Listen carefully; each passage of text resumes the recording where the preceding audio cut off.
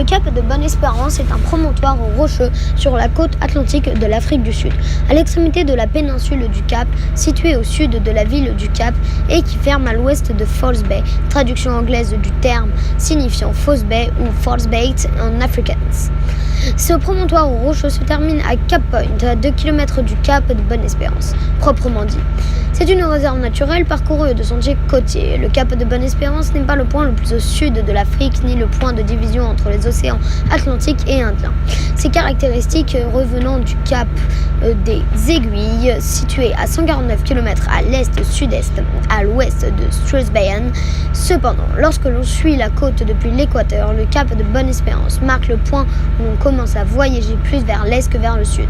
Ainsi, contourner le cap, ce qu'ils firent en 1488, était un objectif dans les efforts de Portugais pour rétablir des relations commerciales directes avec l'Extrême-Orient.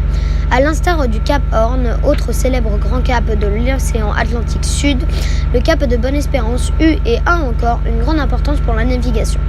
Le terme cap de Bonne-Espérance fut aussi utilisé pour nommer la première colonie du Cap, établie en 1652, un peu avant la formation de l'Union africaine.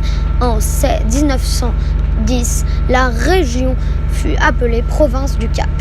Certains pensent qu'avant des explorateurs européens n'atteignissent le cap de Bonne-Espérance, des marchands et explorateurs chinois, arabes ou indiens auraient aussi pu l'avoir visité et avoir gardé des traces de leur visite.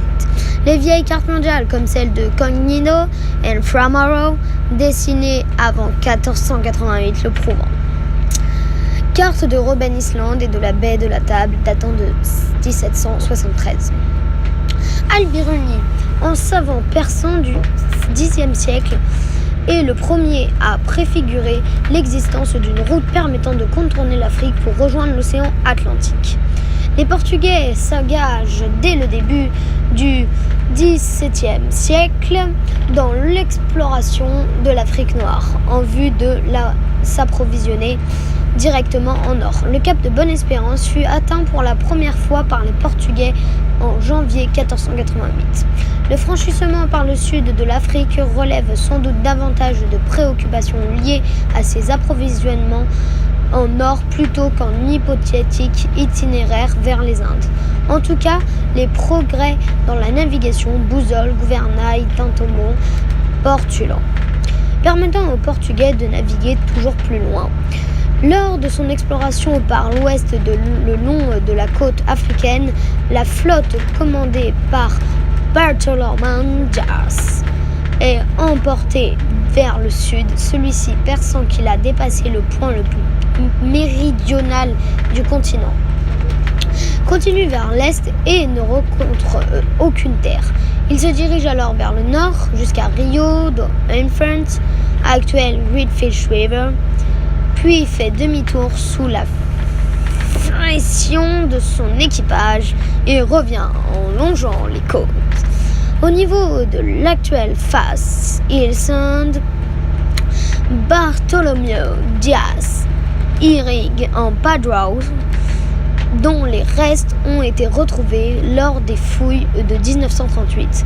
C'est donc sur le chemin du retour qu'il peut s'approcher du cap qu'il baptise d'abord Cap des Tempêtes, en raison du vent qui y sévisse. Le cap est rebaptisé par Jean II, roi du Portugal, en Cap de Bonne-Espérance, car les Portugais ont désormais bon espoir d'arriver bientôt aux Indes. Les Portugais construirent 2 balises pour la navigation, les Croix de Dias et de da Gama, en hommage à Vasco de Gama et Bartolomé Dias, comme étant les explorateurs qui furent les premiers cités pour avoir atteint le cap. Quand elles sont alignées, les croix pointent vers le White Rock, un grand danger toujours submergé pour les bateaux dans le False Bay.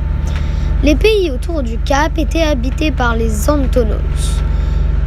Quand les Néerlandais s'y installèrent pour la première fois en 1652, les Antonos y étaient arrivés environ 1500 ans auparavant.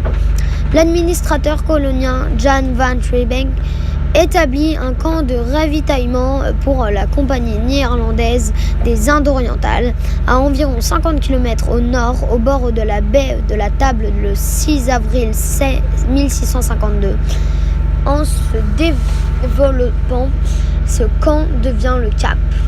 Des dépôts de nourriture fraîche étaient vitaux pour les longs voyages le long de l'Afrique et le Cap fut connu comme la taverne des mers. Le 31 décembre 1687, au premier groupe de 22 huguenots quitta les Provinces-Unies à bord du premier navire affrété par la Chambre de commerce de Delft.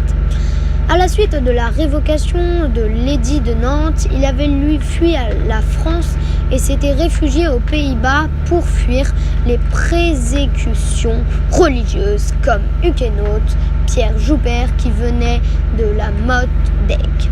La compagnie néerlandaise des Indes orientales, ayant besoin de fermiers expérimentés, vignerons spécialistes de l'olivier, afin de cultiver des terres riches en alluvions du Cap. Le gouvernement néerlandais Simon van der Stel y vit une occasion pour les huguenots en tout.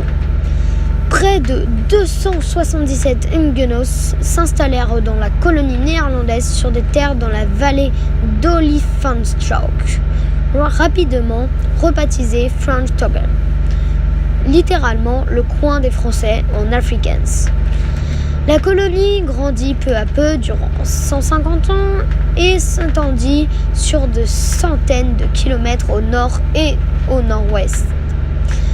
Le Royaume-Uni envahit et occupa la colonie du Cap en 1795, la première occupation, mais abandonna le contrôle en 1803. Cependant, les forces britanniques revinrent le 19 janvier 1806 et occupèrent à nouveau le Cap, la seconde occupation.